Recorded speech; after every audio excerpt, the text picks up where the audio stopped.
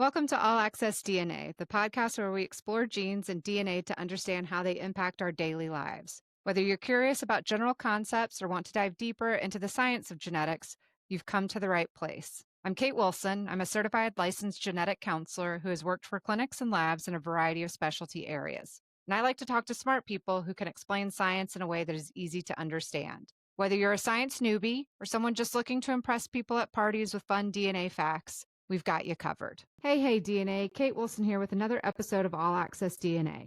In today's episode, we are talking to Jacalyn Lee, she/her, about her personal journey as a mother to a child with an ultra-rare genetic condition called DEF1 associated neurodevelopmental disorder, or DAN. After her daughter's DAN diagnosis, Jacalyn launched the Atypical Advocate, a Substack newsletter that shares the complexities and joys of raising a neurodivergent child with complex medical needs. She also founded the DAN Alliance nonprofit. We talk about advocating for your child, the impact of genetic testing, and why parents keep going even if they feel like a hot mess sometimes. Let's get started.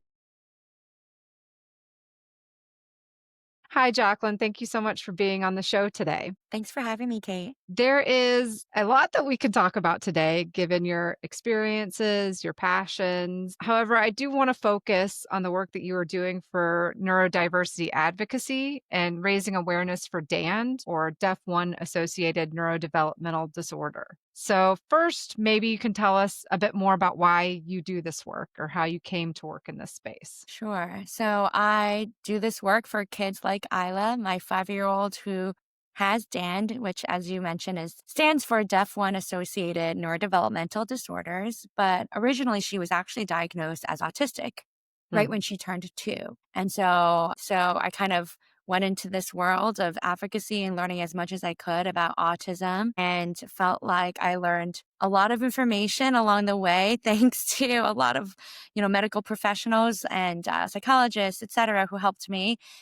And so I, in turn, then was helping my friends who were kind of in those early stages of diagnoses, and felt like there was this opportunity to share the information that I was so lucky enough to have learned along the way with a broader community. And so that's why I started a Substack newsletter. I became credentialed as a non-attorney special education advocate to better advocate for my daughter. And that's kind of how I fell into this world. You do a lot of different types of things in terms of like raising awareness, advocacy. You mentioned the Substack that you have, and we'll put a link to it in the show notes as well. The Atypical Advocate, correct? Yeah, that's correct. Yeah. Okay. One of the things in reading some of the Substack postings that you had put on there, you talk about the grief and the anniversary of learning that your daughter Isla has autism. Yeah. And I just really appreciated how open the writing is, and it's very powerful that I think it's raw and vulnerable. But I was wondering if you could share more about kind of the cycle of feelings that happen when it comes to getting a diagnosis. I think that's one of the things that I've heard, but maybe not articulated as well, as that sort of kind of grief that comes along with some of this. Yeah. So, I mean, I feel like this is a long story, but I guess rewinding all the way, originally when she was just about 1, I had felt like something was different and had really pushed for an evaluation. And I ultimately got her, Isla, into a research study at Child Mind Institute in New York City. And, thinking maybe she's autistic, but maybe she's not, right? Because everyone around me was basically saying that I was comparing her to her big sisters, and, her big sisters were verbally advanced. And so I was hoping that that was true, but also something deep inside felt like something was different. I'm sorry, I'm going to get emotional. It's been like a really rough week. And anyway, so I got her into Child Mind Institute. And I still remember the day that we had the feedback session, and they said that she actually is diagnosed as autistic. And that if we had not brought her in, she could have been missed hypothetically for years for a few reasons. Oh my God. I'm Yeah. like already emotional, Kate. It's okay. And it's been like a rough week. Anyway, Mhm. so she could have been missed for years, hypothetically, for a number of reasons. One being she Mhm. was so young. She was just 2 when she was diagnosed. She was a girl, and girls are really good at masking. And Mhm. at the time, her traits are not overt, right? And so if you don't really Right. specialize in autism, and a lot of pediatricians obviously don't, she could have been missed. And I really held on to those words. Like she could have been missed for years, meaning in my head, oh, it's not that bad then. Like she'll be Mm. okay. She'll be okay. There's a lot of neurodivergent people around us that are not diagnosed. She's probably going to be one of them, right? But we just know that she has a diagnosis. Anyways, so after that, I definitely was in shock and grieving, but I also am very much like a action-oriented person Yeah. and got her into this phenomenal program called the Center for Autism and the Developing Brain. And that team saved me. That team saved our family. They Mhm. really, educated us on autism, all the myths and stereotypes out there, and helped us establish a broader team for her to get the services that she needed and the evaluations that she needed. And it's thanks to Kathy that we ended up getting connected to a developmental pediatrician who recommended genetic testing. And, when we did that, I thought, well, maybe they will find, one of the genes that's linked to autism, right? With Isla, Right. that's what they'll say. But I didn't think anything would come out of it. Turns out we did 3 genetic tests, 2 were negative, but one Mhm.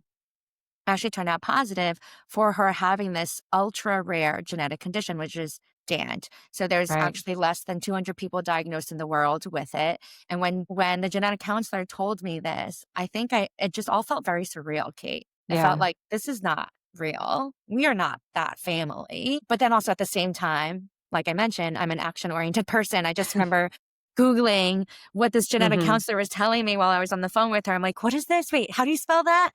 And how Right. many people have this? What do I do? Et cetera, et cetera. And so, anyways, long story long is it felt surreal. And Mhm. I sprung into action. I was devastated. I'm still devastated. I'm still Mhm. grieving. And in terms of the cycles of emotions, I think, like many atypical families like mine, it hurts more during certain things like Mm. anniversaries when a child speaks that's younger Yeah. than yours. Yeah. It's like a slap in the face. So, yeah. So I'm obviously still grieving. Still Well, grieving. yeah. Well, and I think it's important for people to realize, like, this is not something that happens in the past, and then you're like, "Okay, I get all the information, I come up with a plan, and boom, we're done," right? Yeah. We're on to the next thing. It isn't that way. And like you said, what I've heard other folks express is, like, they love their kiddo no matter what. The grief is for things that might have been, Yes. or like you said, sometimes it is hard when you see a child younger that's reaching some of these milestones Yes. that just the reality that you anticipated has shifted. Yes. I think it is. And I think a lot of families feel this way. It is this grief of this family that you had Mhm. imagined, this grief of a life that you imagined for your child. And as you as a family unit. Yeah. And on some days it's easier and some days it's harder, perhaps like Yeah. today. Yeah. And so, I think one of the things that I always remember is that grief is not linear, right? It Right. is this roller coaster, right? And there are some days where it's better and some days where it's harder. And I think there's a lot that goes into the reasons why that might be, like anniversaries, when you least expect it, Mhm. when you are over capacity, when you have not Mhm. had a good night of sleep, etc. But Right. ultimately, I think what has helped is for me personally, I've channeled my energy into action. With that Substack, with my community, building that community, finding that community has really been instrumental. And I would certainly say that, that Substack is therapeutic. Even though it's very emotional whenever I write anything, it's really therapeutic. I Mhm. would say like 90% of the time when I'm writing it, I cry. But I'm also a big crier, as you can tell through this session. And then I think for the rare diagnosis, banding together with 4 other incredible DAND moms, as we like to call Mhm. call ourselves, has also been therapeutic. We see each other. We understand each other in a way that Mhm. a lot of our friends and family don't. Right, right. There's things that you don't have to explain, Yeah, right? You just because you have that lived experience. exactly. Yeah, Yeah. exactly. Tell me a little bit about, because you mentioned with Isla being diagnosed with autism first and then having the genetic testing. How did the knowing that she has a change or mutation associated with DAN, how did that change things for you or your daughter in terms of, services or other things to look out for or support that was needed? I think that information is power, and it gave me something specific, like Hmm. specifically medical, right? Scientific for me to like hang on to and think about, okay, if we can figure out, um, what is the genetic, like, how to learn more about the DEF1 gene, et cetera, that can help kids like Isla and others. But in terms of her specific treatment and her, medical team and stuff, we had already done so much at that point. We had Right. already had a neurologist, a physiatrist, developmental pediatrician, all of the things. Hmm. So I think our team was in a good place. However, what I would say is it gave us more concrete information on things to look out for. We already know that when you are neurodivergent, there is a co occurrence for epilepsy, right? You are at a higher chance for seizures. And so that's why we already had a neurologist just in case. But now with the Okay. Dan diagnosis, we knew that we definitely need to keep an eye on this, right? With Dan, she actually has approximately an 80% chance of epilepsy. So Mm. now we know that we have to closely monitor that. And so she gets an EEG every 6 months now. And Okay. so I think information is power, like I said, and it gave us more information to accurately monitor for any characteristics that are prevalent in DAND. Mhm, mhm. Well, and I think too, it talks about like the medical, but then the other is, you've been able to get in touch with some other moms and build a community because um, is this kind of specific in the medical community, we say like etiology, but condition. And so have you found that that's been helpful to also, I guess, kind of have that name, Dan, to then be able to connect with other people? Absolutely. It's actually funny. The day that we got her DAND diagnosis, the genetic counselor basically said that there's this organization called Simon Searchlight. Check them out. They might have some Hmm. information. And there's like a Facebook group for DAND, and I joined it and posted anonymously at the time, like, oh, I just got this diagnosis. Anyone else out there? What does the Hmm. future look like, etc. And somehow got connected to this woman, Leslie, in Florida, who is my OG DAND mom friend. Hi, Leslie, if you're listening. And her son, Nash, got diagnosed the exact same day. So in the rarest of rare worlds of Yeah. rare genetic conditions, Dan being ultra rare. Her son, who is just about a year younger than Isla, got diagnosed the exact same day. And so I remember we did a quick text exchange and Hmm. then hopped on a phone call, and just it felt so nice to find someone that could understand that, like, wait, what is happening? Like, very much early days, like, what's happening? What do you know? These are the few research papers that are out there, right? And like, what does your son do versus what does Isla do? And seeing the similarities and the differences between the two was extraordinary. And then Hmm. because of that, I mean, like, now I'm kind of fast forwarding here, but then one of our neurologists ended up connecting Leslie and I with another DAND mom in DC Oh, wow. who I would have never met. Um, and then we got connected. It was the three of us hopping on a Zoom and just like, wow, your kid also loves to climb and do all these things and Hmm. all the stuff. And then ultimately, eventually got connected with two other Dan moms. So it's the five of us, this core group of five Dan moms that ultimately started this nonprofit called the DAND Alliance. Sounds like Hmm. dandelions, the flower, but it's not. The DAND Alliance. And we literally text like every day, 100 Yeah. texts every day. And they're my closest friends now. Yeah. Yeah. Well, I mean, I love that there were people putting you in touch with each other, but also finding each other like through the social media or different like platforms. And then you've now taken, like you said, that core group kind of a five to turn it into this alliance. So tell us a little bit more about the alliance and what its mission is. Sure. So the DAND Alliance is very much focused on raising awareness, understanding, and hopefully treatment of deaf-1 associated neurodevelopmental disorders. We are very much focused on, providing information for our community, but also the broader community. So that way they can better understand the DEF1 gene and translate how understanding that can help broader diagnoses. So, for Mhm. example, with the DEF1 gene, we know that it is closely connected to autism Mm. and also closely connected to epilepsy. So, one of the things that we're thinking about in these early days of launching a nonprofit is how do we translate that understanding for others, right? So that way they can Right. care about a disease that is ultra rare.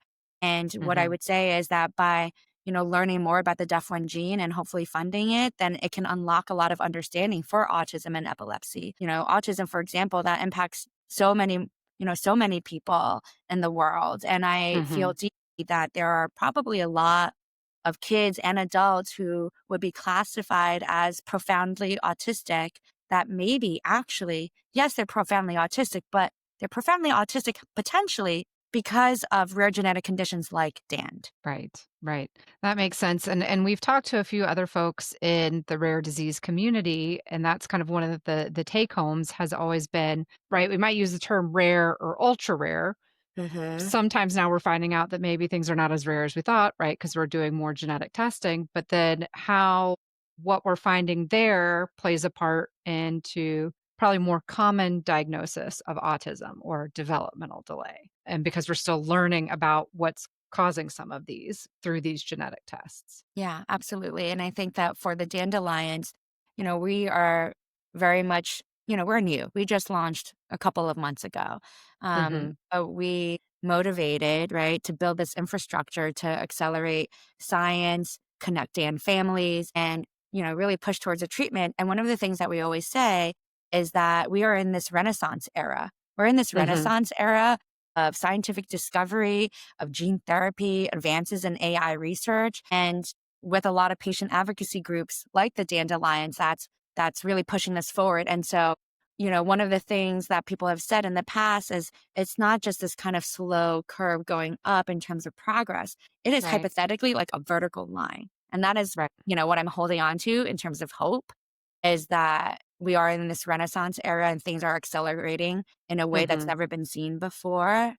And we are also lucky enough to have this phenomenal scientific advisory board from, Dr. Jennifer Bain at Columbia, Dr. Wendy Chung at Boston Mhm. Children's Hospital, Dr. Park at Yale, Dr. Jensick at SIU. Like, we have this amazing community of experts that are helping us. And so I'm really hopeful. Some days, Yeah. maybe a little harder to hold on to that hope, right? Yeah. But it's something that we have to hold on to. Yeah. Yeah. I always repeat a story from Finding Nemo. You just keep swimming. It's just putting that one little bit kind of, you might veer to the side, but ultimately you're just kind of little by little you're moving forward. Yeah.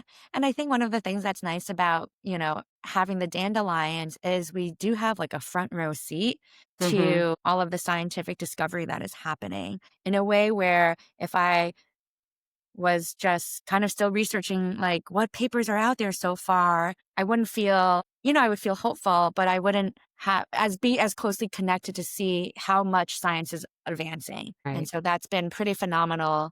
It's been pretty phenomenal. Yeah. Right. Right. Well, and I think with the alliance it allows you and your group to be part of the scientific advancement. So it's not just waiting till all the things are happening, right, and collecting the papers. It's now being able to get in at the start before the papers are even written and trying to kind of figure out what's going to be helpful, what to fund.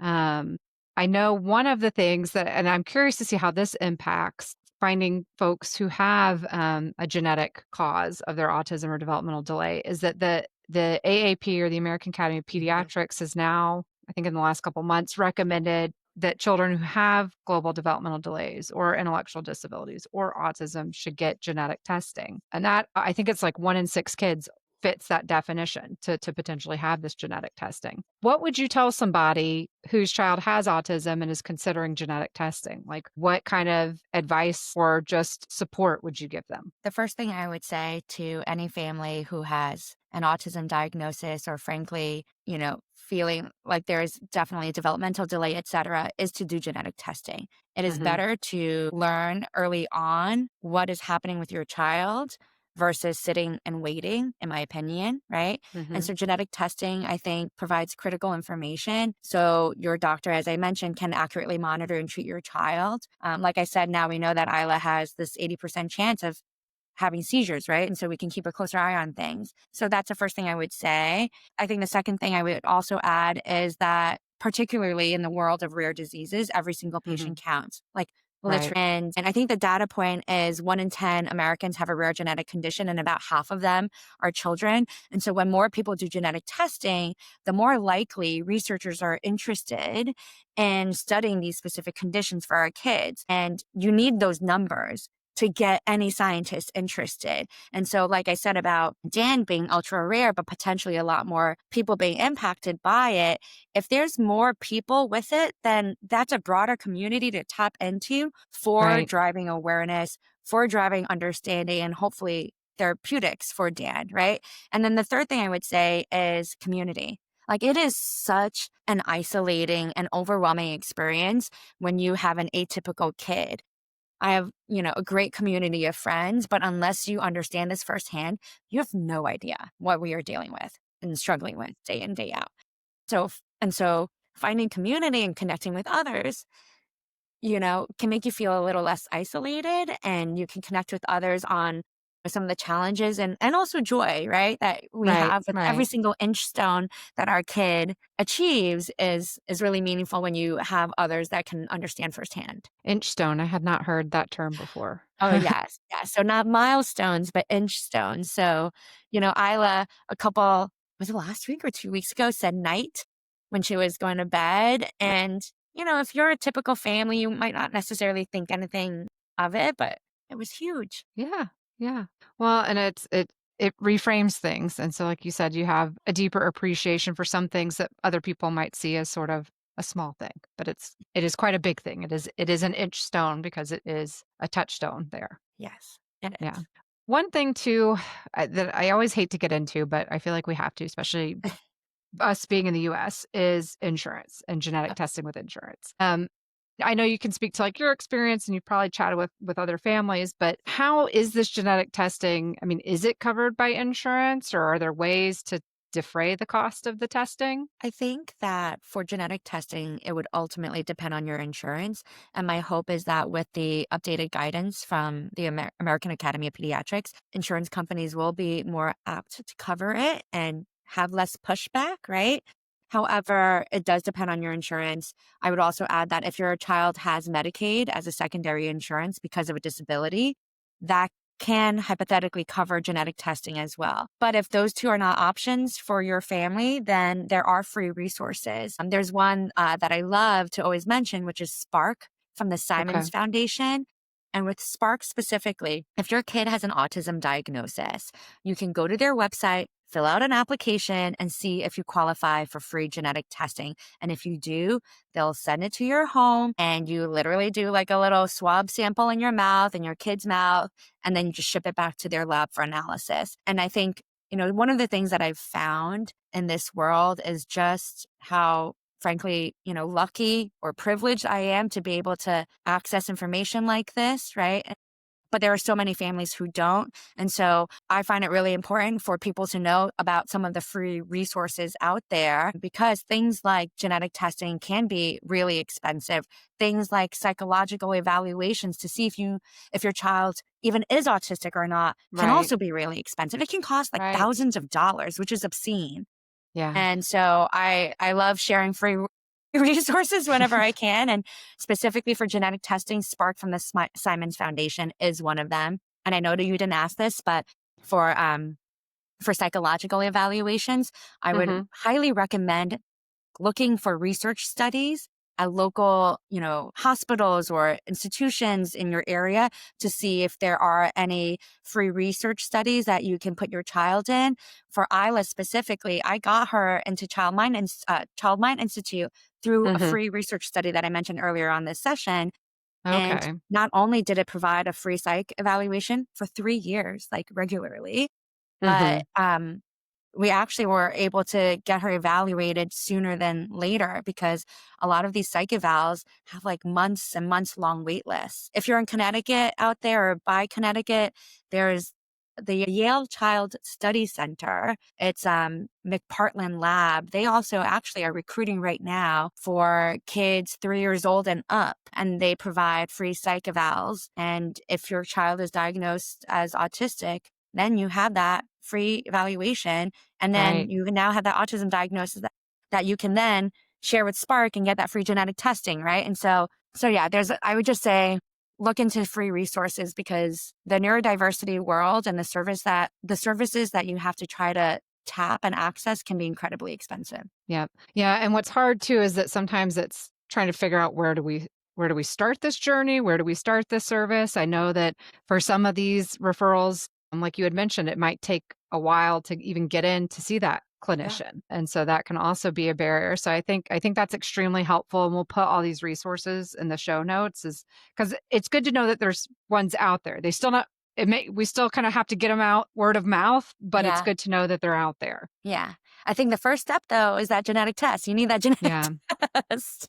Well, yeah, because Right. it can kind of be that propulsion maybe to open up some other doors and get in touch with other clinicians, other people in the community as well. Absolutely. I think that's why the updated guidance from AAP is so powerful, because instead of this wait and see approach, right, that Mhm. can add like a year long time before you have a clear understanding of what's happening, can mean a lot to families, right? Wondering like, is it me? Kind of like how I was like, am I just comparing her to her verbally advanced older sisters? Like, thank God I did Right. not listen to that pediatrician. Like, honestly, I Right. just Right. trusted my instinct. So if you're a parent out there, trust your instinct, advocate for your child, and yeah, listen to your gut. Yeah. I think that's a huge one, and I especially come across that in moms, is the am I being reasonable or not? And it's kind of one of those things where, like, you start to have a little bit of self-doubt, but like you said, you have to listen to your gut. You know your kiddo, and you know when something else is happening. Yes. I mean, the reality is, some of these doctors, and I love doctors, I love our medical team, just to be clear, but Yes. sometimes there are doctors who do just see your child, what, for 15 minutes, 20 Right. minutes, twice a year. They don't know your child the way that you know your child, right? Right. And they're not seeing everything that you see on a daily basis. And so, you have to take in their expertise, right? But you also have to keep in mind what you also know in your heart and what you're seeing on a daily basis. And, getting an evaluation and just asking for a second opinion is helpful. Yeah, definitely. I think that's one of those things too, is there's nothing wrong with going and getting that second opinion or even potentially a third opinion. You're able to do that. Tell us a little bit more about your Substack, the Atypical Advocate, and what you're working on, or what you do on that platform. Sure. So, the Atypical Advocate is my Substack newsletter. And it is a place where I share my journey, I share resources, ultimately for families raising atypical or neurodivergent children like mine. And I would also add that it is a way to hopefully make the broader community, right, who might not be directly connected to neurodiversity, be more inclusive, be more Mm, empathetic for kids like mine. It's kind of my hope that, the experiences that I share make families like mine feel less alone, and hopefully give them information that they can use, like free research studies, et cetera, et cetera. But also, really, if I can do anything to make people a little bit kinder and inclusive to kids like mhm. Isla, and give people grace to families like mine, then I'm doing it. And so that's why I started this Substack newsletter. Uh, and it's very nascent, it's small and growing, Mhm. but I've selfishly also found it very therapeutic. Yeah.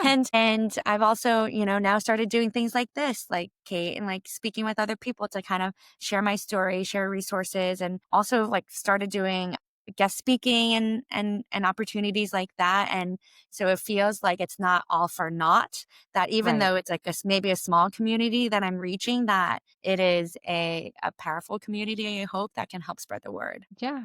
Yeah, it's a powerful community, and I think it's a needed community. These are putting kindness, inclusivity, all of those things. I think there's never going to be enough of that, and putting that out there. Yeah, for sure. Yeah. One thing I will say, so when we first chatted before we did the interview, you're super energetic, super passionate. I was just kind of in awe of the energy that you have. And I actually saw on your LinkedIn profile somebody described you as a force of nature, and I want to say I could totally see that. So, what is it like being a working mom of three kids, one of whom has Dan's, but you're also an advocate, you do some writing, and you're running a nonprofit. So, what is that like? How do you find the time to do all of these things? I mean, it's a lot. Yeah. That's very kind that that person said force of nature. I feel like I'm a hot mess sometimes. I mean, I was like crying on this session. Oh my God. But I would say that I feel like, I'm human. I feel like a hot mess sometimes, but it's a Mhm. season. Sometimes I feel like I'm not doing anything well, honestly. But it's all a season, right? And so Right. maybe I'm in a little bit of a stormy season right now because I have a lot going on with my paid job. Right, right. but but I love doing it all. It's how I process grief, I think, too, Mm. in a way, is to do the things. Yeah. Yeah. But I would say, for parents in general, right? Like whether you have a neurodivergent child or a medically complex child in general, like I think us moms, especially, we're really hard on ourselves, right? We're trying to Yeah. do all of the things. And so I try to practice self compassion. Some days it's harder than others. I also think that having good childcare helps. One of the things that we used to Mhm. say when I worked at care.com is that care is the work that makes all work possible. And Mm. at the time I was child free. I never like really thought much about it beyond like that's what we say. And yes, it's true. But like now that I live it with three kids, oh yes. Like if I'm having a childcare situation, and Yeah. I'm a disaster. So, to answer your question, it's definitely a lot. Establishing boundaries has helped. Therapy has Mm. certainly helped. Saying no has Yeah. helped. Yeah. Saying no is hard, you know? Yeah. Yeah. Yeah. Well, But, especially if it's things in the vein of things that you're passionate about or that you're intrigued by or that you may want to do, because I get the sense that again, a lot of these things are very passion driven. You're very motivated. And so it can be challenging sometimes to figure out where to put that energy, yeah, and where's the right place. definitely. I feel like in my head, even today, I'm like, there are so many things that I want to accomplish today. And I'm like, how am I going to do it? Mm. I think that we've been very fortunate, though, at the Dandelion specifically, where I've been able to tap my network and others on the board have been able to tap their networks to get Right. help, pro bono help. And that has kind of helped take the load off a bit. So, like, I'm just going to give you this funny example. So, Lesia, who is a biomedical engineer with a specialty in genetics on our Mhm. board, before we had a graphic designer to support us, and we understood how important it was to, like, get some graphics out there, post on socials, etc. She was the one that was like trying to resize logos and make graphics and like one sheeters and etc. So that way we can share it with our community and on social media. And I'm like, how are we doing all of this? Like, and this is not even our specialty. And so I think at one point I was like, you know what? I'm just gonna post on LinkedIn and see if anyone can help. And so I did this like plea for help and on LinkedIn, and someone who I had worked with like over a decade ago tagged somebody named Gina, who I guess they had worked with at their job about like, oh, maybe you can help them. And then so she messaged me saying like, oh, hey, like, do you want to have a conversation? I might be able to help, etc. And I also cried on that first call with her because I was just so amazed and grateful that a complete stranger was like willing to help us. And so, oh my God, like what is wrong with me, Kate? I'm like crying again. And it just amazes me. The generosity that people have, in helping us. And so that's just one example of, being able to access other people to help us to kind of take that load off. So that way we can do all of these other things. So we have this wonderful woman, Gina, who's providing free graphic design work. We have this other woman who's been helping us pro bono with legal services. Right. And Mhm. then we just had a conversation with a former coworker of mine at Equinox, whose cousin-in-law will now help us on like a director, executive director level to keep us moving. It's just amazing. Wow. Wow. I just have so much gratitude to all of these strangers who are willing to help us and our kids. Yeah. And I mean, I think it speaks to a community that you have probably built over the years that you didn't even realize you were building probably at the time that's showing up. And it also speaks to the power of just putting it out there and just saying, look, we need help. Yes. Yeah. I Yeah. think especially in the world sometimes that we're living in, it can feel a little bit down, right? And but there are amazing people out there who want to help and, their capacity might change, depending on the week or whatever it might be, Yeah. but they're out there. But I think you have to ask for that help. Yeah. Don't be shy about asking for that help. And that's something that I've definitely learned through this process. Yeah, yeah. Well, I really enjoyed talking to you, and I feel like there's even more we can explore. But in the interest of keeping this under an hour, I would like to know if there's one thing that our audience can take away from the conversation, or one thing you want them to remember. What is that? Does it have to be one thing? It doesn't. I will tell you, we've had plenty of guests that are like, "I'm going to give you 3," and I'm like, "Okay, that's fine." Or honestly, sometime 4 or 5. I would say that, listen, awareness is the first step, right? And I think podcasts like All Access DNA is helping with that. I would hope that my little Substack is helping with that. And and I would also say that action is what's going to change lives for families like mine. So do the genetic testing, donate to the Dandelions if you can. And if you can't, that's totally okay. Help spread the word about what we are doing. Reach out to your friends who have neurodivergent kids, check in on them, ask them how Yeah, they're doing. I think a lot of yeah, people don't do that because it's uncomfortable for them. Like they don't know what to say and they don't know what to do. And so they're just quiet. They don't ask, right? But that mm, silence perpetuates this isolating, lonely experience. And you don't want that for your friends. So check in on your friends. right, right. I th- I think that's extremely good advice and extremely good takeaway because I think it's one of those things too where you don't I mean, not have to say something. You just need to ask the question and just let that your friend talk because they may just need that at the moment. Yes, Yeah. 100%. Well, I have enjoyed talking with you so much, and I will be keeping up with the Dandelions and the Atypical Advocate. And I do hope at some point maybe to meet you in real life because that would be lovely. I would love that. I would love that. So we'll stay in touch. But thank you so much, Jacqueline. Thank you, Kate. For more information about this episode, visit allaccessdna.podbean.com, where you can also stream all the episodes of the show. Any inquiries on the podcast can be sent to allaccessdna@gmail.com. Please rate and review the podcast on Apple, Spotify, YouTube, or wherever you listen.